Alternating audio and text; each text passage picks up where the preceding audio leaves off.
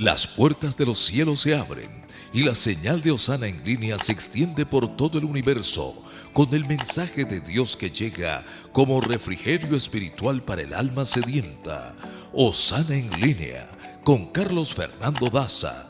Disfrútalo en el calor de tu hogar con tu familia. El mundo nos quiere y no puedo llenarme.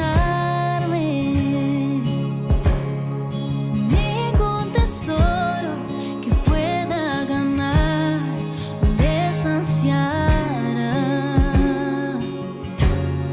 Mas llegaste tú y me diste vida nueva. Cada deseo se cumplirá aquí en tu amor. No hay nada, nada mejor, no hay nada, nada mejor, no hay nada, nada mejor que mi Dios. Vengo a ti, sin miedo y sin reservas. Cada fracaso has visto, Señor, en tu amigo son. Porque el Dios en los montes es el Dios en los valles.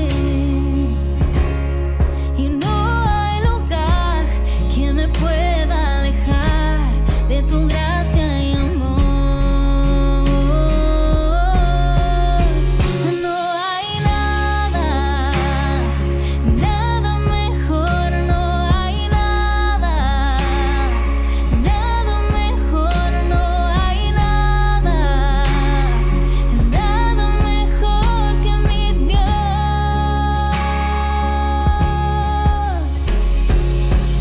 De las ruinas y tumbas nacen nuevos jardines, resucitas los huesos, sé que solo tú lo harás. De las ruinas y tumbas nacen nuevos jardines, resucitas los huesos, sé que solo tú lo harás, sé que solo tú lo harás. No hay nada, nada mejor, no hay nada, nada mejor, no hay nada, nada mejor que mi Dios. No hay nada, nada mejor, no hay nada, nada mejor, no hay nada, nada mejor que mi Dios.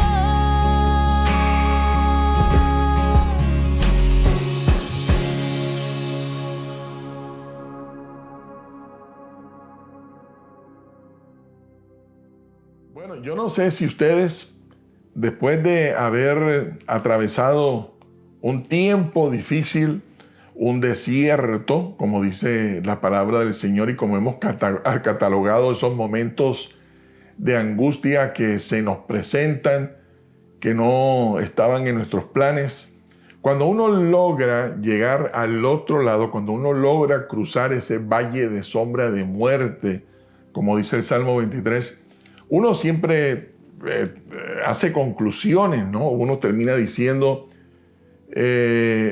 ¿por qué cree uno que tuvo que vivir una situación tan difícil como la que atravesó? No sé si recuerdan la historia de Ana, la mamá del profeta Samuel. Recuerden que ella era estéril y por ser estéril era menospreciada, humillada le hacían bullying, su esposo ya se había conseguido otra. Y bueno, diría yo, pues se está quedando sola, iba a envejecer sola. Y cuando ella se acerca al Señor y tenía todo el derecho de acercarse al Señor y decir, bueno, Señor, mira, me estoy quedando sola, voy a envejecer sola, regálame un hijo.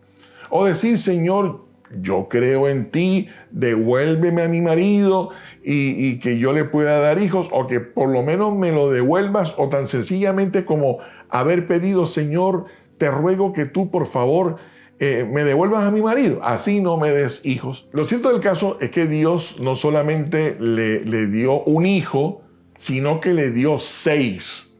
Ella pidió 1, pero Dios le dio 6. Lo que dice la palabra es que ella llegó a una conclusión y fue la siguiente, y eso está en el libro de Primera de Samuel capítulo 2, que cuando ya ella es bendecida con la respuesta de Dios, ella reconoce y llega a la conclusión de que el único Dios en quien nosotros podemos confiar, en el único que podemos refugiarnos en un momento de angustia, porque nos conoce, porque nos entiende, porque sabe cuál es la respuesta que necesitamos, es justamente nuestro Dios. Ella pudo haber tomado otra decisión, pudo haber elegido otro camino, pero no, ella determinó acercarse al Señor, buscarle con todo el corazón, y Dios le respondió dándole mucho más de lo que ella esperaba. Sin embargo, su conclusión, y me encanta decirlo porque esa es una tremenda verdad que nosotros debemos guardar en nuestro corazón. No sé si ella antes había tenido la experiencia, pero ella descubrió que definitivamente en el único en quien nosotros podemos confiar, en el único en quien podemos refugiarnos en un momento bien angustiante, angustioso, es precisamente viniendo a los brazos de nuestro Padre Celestial, viniendo a nuestro Señor Jesucristo y entregarle todas nuestras cargas y todas nuestras dificultades. Bueno, Job, el patriarca Job, su historia tan llena de dolor, que interesantemente, me parece muy interesante el hecho de que Job era un hombre temeroso de Dios, y sin embargo el mismo Dios autorizó que le llegara toda una situación de dolor por la pérdida de sus hijos, por la pérdida de sus animales, de lo que él era dueño, terminar en la ruina, terminar allí con una rasquiña en su piel, etcétera, etcétera, etcétera. Sin embargo, cuando Job le es devuelto todo y mucho más, porque dice la palabra que su postrer estado o el estado posterior de Job fue muchísimo mejor de lo que él disfrutaba al principio. Bueno, Job llegó a esta conclusión, así como Ana, la mamá del profeta Samuel, dijo, en el único que podemos refugiarnos y el único confiable Dios es nuestro Dios. Job terminó diciendo, conozco que todo lo puedes, que mis pensamientos no los puedo esconder delante de ti.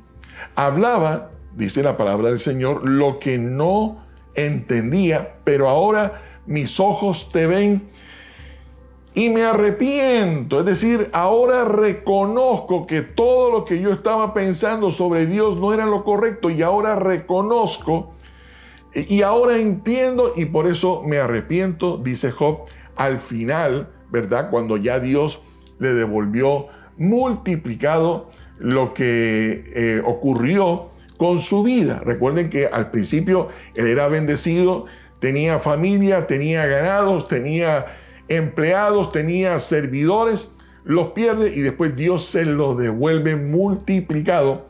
Sin embargo, aunque Dios se lo devuelve multiplicado, él pudo entender algo que antes no había entendido. Bueno, dice que David en el Salmo 73 estaba viviendo un momento de esos que tal vez muchos de nosotros pudiéramos vivir en algún momento de nuestra vida, y es cuando tú ves que al resto del mundo comienza a irle bien, pero a ti te comienza a ir un poco mal. Entonces uno comienza a preguntarse, pero bueno, si yo voy a la iglesia, ¿verdad? Pero si yo me reúno en una casa, en un estudio bíblico, o participo de alguna de esas nuevas y bendecidas reuniones vía Zoom que muchas iglesias tienen hoy día, o como hacemos aquí en Osana, que nos sentamos frente al televisor y vemos la transmisión y participamos de un devocional, de un servicio, como lo hacemos de esta manera, y uno comienza a ver que al resto del mundo le va bien, pero a uno no. Tal vez como le pudo haber pasado a Job. Pero vuelvo y digo, en el caso de Ana, ella reconoció quién es Dios y por qué en Él se puede confiar. Job entendió el porqué de toda su situación, y David en el Salmo 73, cuando él ve que todo estaba como raro, especialmente en relación a su vida, dice que él, hasta que no fue a la presencia de Dios, no entendió lo que estaba pasando. Cuando ya finalmente él se decide por acercarse al Señor, cuando él finalmente se decide por acercarse a Dios a través de la oración, a través de tomar la determinación de ir a su presencia, en ese momento fue que él entendió por qué estaba pasando lo que estaba pasando con las personas que a juicio de él estaban siendo prosperadas y que no se lo merecían, y entendió por qué él estaba viviendo lo que estaba viviendo. Ahora, vuelvo y digo, cuando uno está en el momento tormentoso, uno se angustia mucho, uno se preocupa mucho, uno sufre mucho, surgen pensamientos y muchos ataques del enemigo de los que debemos tener mucho cuidado. No me imagino a Ana sufriendo por la pérdida de su esposo, su soledad. No me imagino ni quiero vivir y Dios me ayude a no tener una vida como la de Job, ¿verdad? O el caso de David, que nos puede pasar que en algún momento uno sienta que el resto del mundo le está yendo bien, pero que a uno no le está yendo tan bien, sabiendo que uno está siguiendo el camino del Señor. Bueno, al final ellos entendieron y glorificaron a Dios. Tengo un par de reflexiones en relación a esto. Lo primero que quisiera compartir, familia querida, en este momento con cada uno de ustedes, es que recuerden una gran verdad. La mejor decisión, y quiero hablar un poquitito de eso la próxima semana, pero definitivamente la mejor decisión, por lo que representa la decisión, lo mejor que nosotros podemos hacer es seguir las instrucciones de nuestro Señor Jesucristo, así no las entienda, sin cuestionar, sin quejarme. Lo mejor que nosotros podemos hacer es tomar la decisión de seguir las instrucciones del Señor. Vuelvo y repito, familia querida de mi corazón, así no entienda. Yo sigo las instrucciones del Señor, los milagros comienzan a aparecer en mi vida, en mi familia, en mis finanzas. Los anhelos del corazón se cumplen sin yo ni siquiera buscarlos. Mire, las promesas de Dios se cumplen porque se cumplen. Y se cumplen porque es Dios quien se está comprometiendo a hacer algo. Si yo les prometo a ustedes alguna cosa, no se extrañen de que yo les incumpla. Si el esposo, si la esposa, si los hijos, si los padres, si los amigos, si los políticos, ay Dios mío, desde que yo tengo uso de razón he escuchado a tantos políticos prometer cosas que nunca cumplen. Sin embargo, la gente le sigue creyendo. Bueno, lo que quiero decir con esto, porque no quiero usar esta oportunidad maravillosa para hablar ni de política ni de religión, es justamente eso. Si algún hombre te promete algo, si alguien te promete algo, no te extrañe si no te cumple. Pero cuando es una promesa de Dios, no solamente es verdad, sino que se va a cumplir, porque es Dios quien se está comprometiendo a hacer algo. Lo único es que se cumple en su tiempo perfecto. y no en el tiempo que a mí me parece. Y creo que el enemigo de pronto nos ha querido engañar o nos ha engañado un poco. Cuando yo pido algo y no llega cuando yo quiero que me llegue, entonces claro, me enojo con Dios, me enojo con la iglesia, me enojo con el pastor, me enojo con el líder, me enojo con el guía, porque Dios no me respondió en mi tiempo. Y creo que el enemigo, vuelvo y digo, usa esos momentos para atacarnos, porque Dios sí cumple, pero cumple en su tiempo perfecto. La otra cosa es que promesa cumplida, felicidad garantizada. No hay nadie que no disfrute ver el cumplimiento de un sueño. Se gradúa un hijo, se gradúa una hija, te conceden el trabajo que tú esperabas, lograste algo, te llegó la respuesta económica, te aprobaron en el banco, yo qué sé. Promesa cumplida, respuesta que llega, eso nos da una tremenda felicidad. A nosotros no nos gusta el proceso. Y saben, la ruta por la que Dios nos va a llevar, normalmente Él no nos la revela. O sea, Dios nos promete un final bendecido, pero la ruta, el camino, claro, cuando el Señor comienza a tratar con nosotros, cuando el Señor comienza a formarnos, cuando el Señor quiere entrenarnos para el cumplimiento del propósito, cuando el Señor quiere enseñarnos a nadar para finalmente regalarnos esa piscina que queremos construir en algún lugar de la casa, familia querida, no nos gusta y nos molestamos. Y creo que también el enemigo usa esas incomodidades nuestras para poner duda, para confundirnos, para desanimarnos, y debemos tener muchísimo cuidado. El camino por el que el Señor nos lleve tiene un propósito. Cualquier cosa que Dios permita en nuestra vida, ¿saben?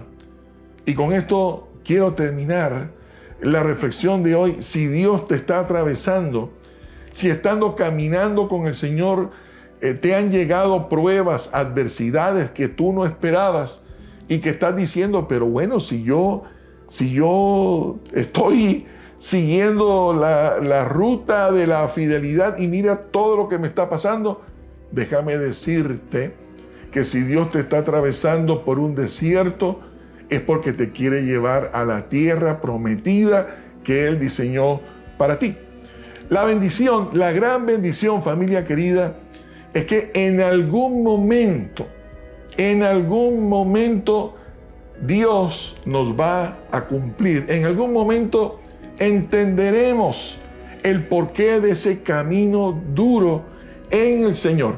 En el Señor. En algún momento lo vamos a entender y vamos a disfrutar de su respuesta. Ahora, si no lo entiendo, de todas maneras, todo final en Dios es muy bueno. Todo final en Dios, así no lo entienda, es muy bueno.